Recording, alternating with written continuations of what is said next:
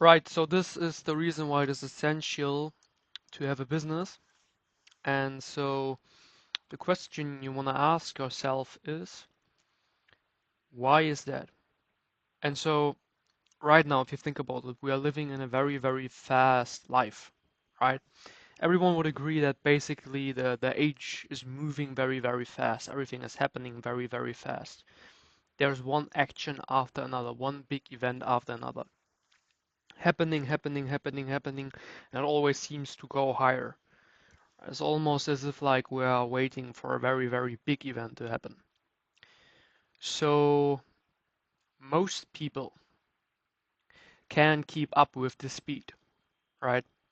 Most people have issues to hold up towards this build up, towards the event.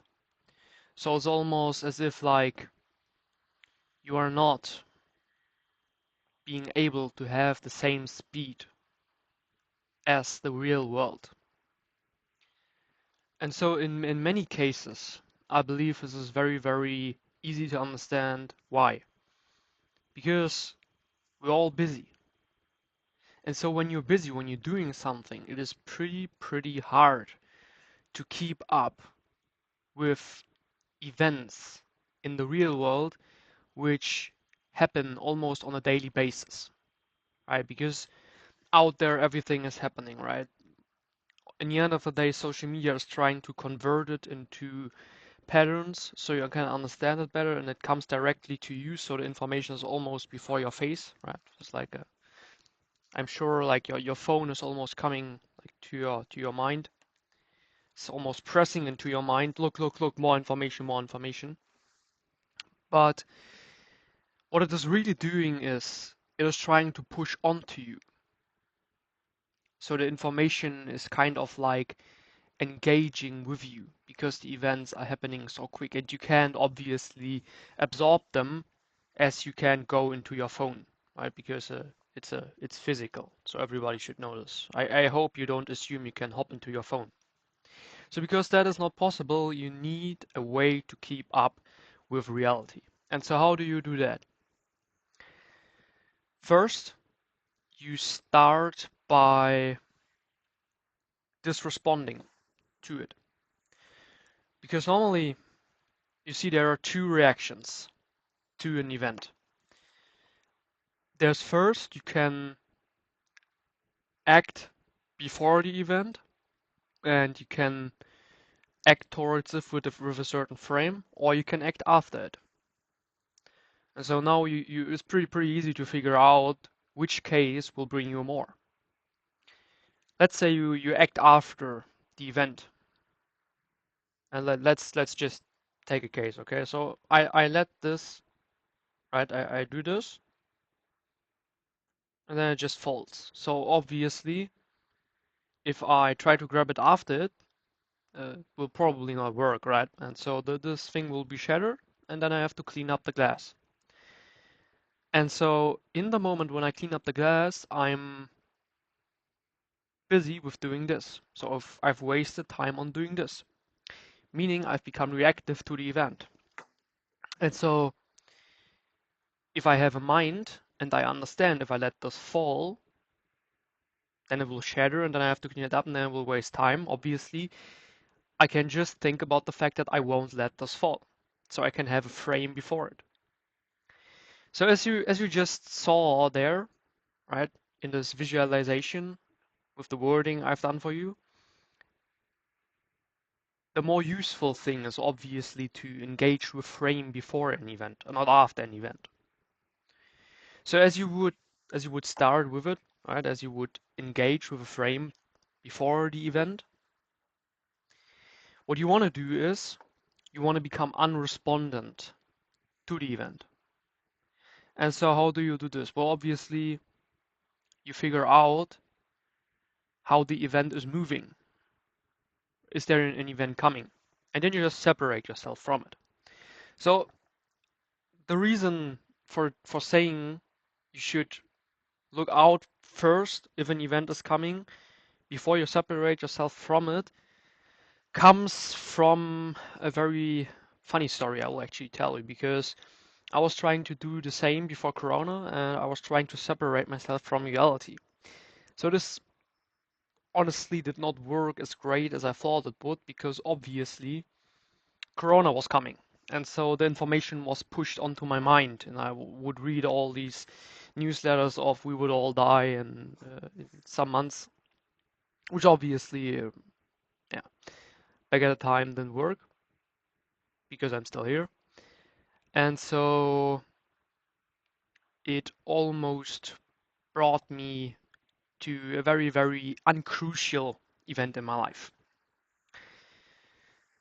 So you should always, that's the reason why you should always first look onto the grander scheme of things and should figure out if things are moving towards you, and then you should become unrespondent from the event. So as soon as you become unrespondent from the event, it is almost as if you become unrespondent towards reality, right? And so what you're doing practically is, right, reality is happening on a time scale, on a line if you so want. So here's the current state, right? And then here's somewhere there's future state. So future has not yet happened, meaning you don't have to care about it. But what you can do is you can establish yourself in the current point. But obviously, as mentioned, you should watch out if there is something coming very, very towards you. So as soon as you become unrespondent towards right the current reality, you almost disconnect from the process. And so when you disconnect from the process, what you get is a better overview over the event. So you get a new perspective. And when you disconnect from the event, you can look upon it. And as soon as you can look upon it, right, there is the capability of using greater tactics. So when you're inside the process, right, you pretty much go on timeline, you pretty much go on scale. But when you disconnect from the process, you can look upon it and you can see what to do. Similar with a chessboard, right? You don't play chess like this. Or if you do, I suggest you take your head and you right, you have a bolder stance with your body, because obviously if you do it like this, well then your neck will be like the one of a peasant, and no one wants to be a peasant, right? So yeah, you probably should do like a bolder stance like this.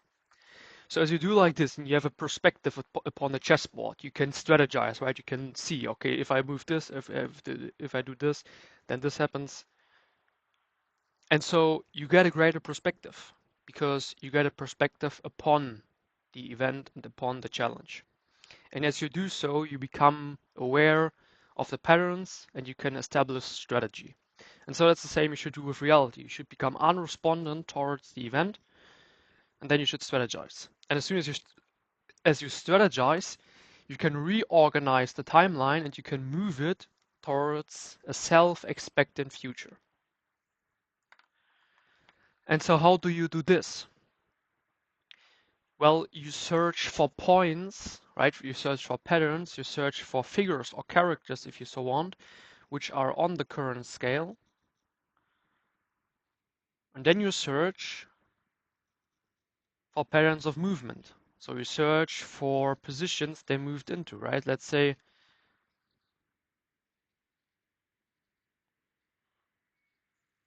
as soon as C moves to A, you say, okay, so if C moves to A, then I do this. And as soon as this happens here,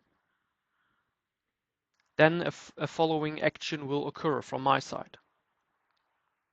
So for example, let's say you watch the news, and in the news they are saying the president has been shot or something. And so you know, okay, president has been shot, C has been moved to A. And so as soon as you do this, as you see this news, then you say, okay, I take an action, because as soon as C has been moved to A, I move B upon C.